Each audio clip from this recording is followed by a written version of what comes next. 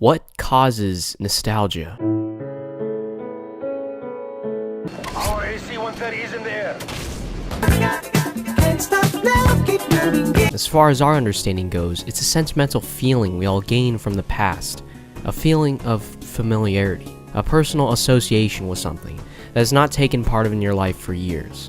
Nostalgia can be caused by people, games, music, television, movies, a whole time period for that matter, can be used as our gateway into reliving the past, or at least a longing for living in the past. For many, nostalgia is a sad feeling to hold, because it represents simpler times.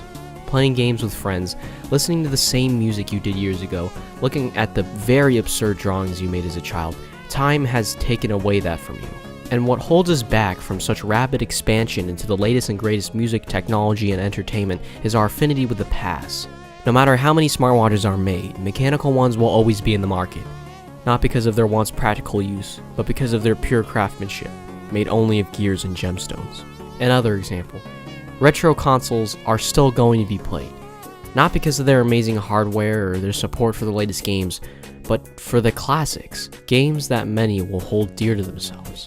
Our affection with the old doesn't stop there. Look at how the human mind has split itself into two factions.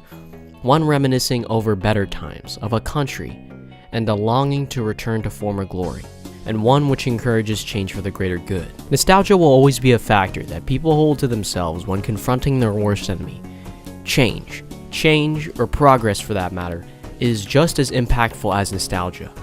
A want for something new, for something different. It's why we have moved from the things that gave us enjoyment.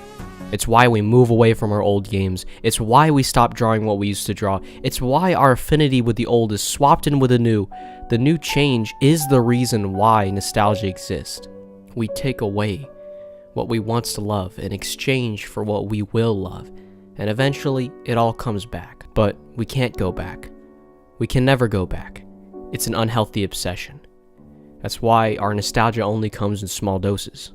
Our strive to become better people is powered by our obsession with change, but in the end, it's all about balance. Someone who changes too fast and constantly reforms forgets who they are. They forget what they once loved to do.